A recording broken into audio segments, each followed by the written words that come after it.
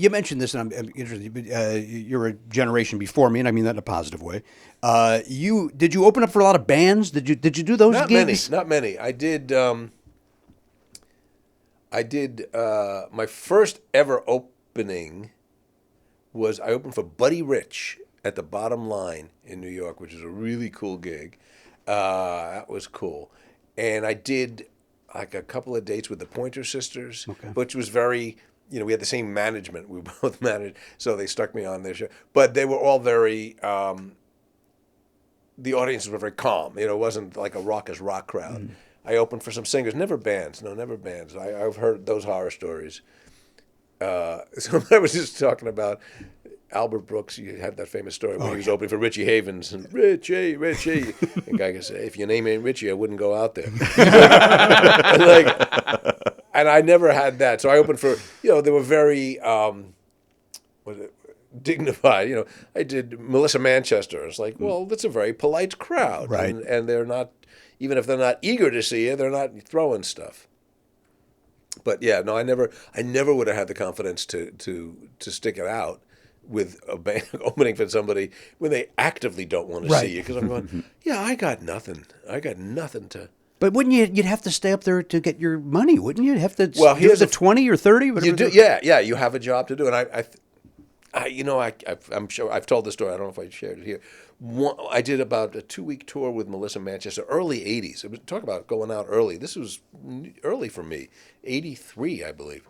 And I had to do 20 minutes, and it was summer theaters and outdoor theater. It was beautiful. It was all great.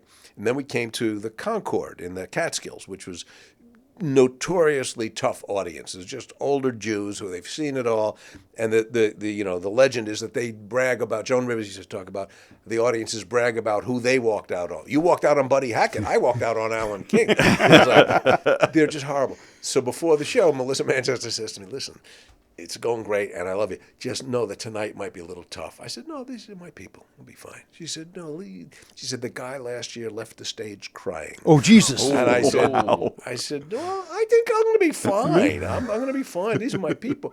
And I get out there, and you just know in a minute, it's, this is bad.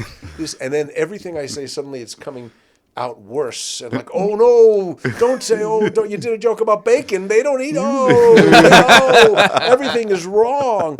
And all I could think is like, you got to do 20 minutes. That's your job. You're here to insulate while she's getting dressed and ready.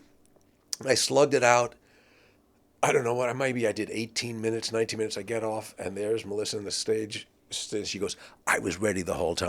I didn't think you'd last this long. I went, "Oh my God." It was just, but she was so very sweet about it. And then the best contribution and advice I got afterwards, we all went out to the bar in the hotel, the band, and we're sitting there, and I just wanted to get that show out of my mind. It was just laughably horrible. And this guy's big shot comes with a cigar, comes over, and he's, "Hey, yeah, you were the band with Melissa, man. You were the bass player. Oh, you were great. Oh, drummer. Oh, loved you. You were great." And he's walking, and he gets to me, he goes, you were the comedian, right? I said, "Yeah," and takes a big puff of his cigar, and he says to me with all seriousness, he goes, "Can I, may I say what your problem is?" "Your material." I said, "Mm-hmm." He goes, "It's very bad." I said, I get that's the problem. That's a good note. So Thank the you, material is not good. Okay. He goes, "Yeah, that's the thing." And in his way, he was actually trying to probably say something positive. Right. You seem like a nice enough kid, but what you're saying is shit. To hear the whole conversation, subscribe for free on Apple Podcasts or wherever you get your podcasts, or visit nevernotfunny.com.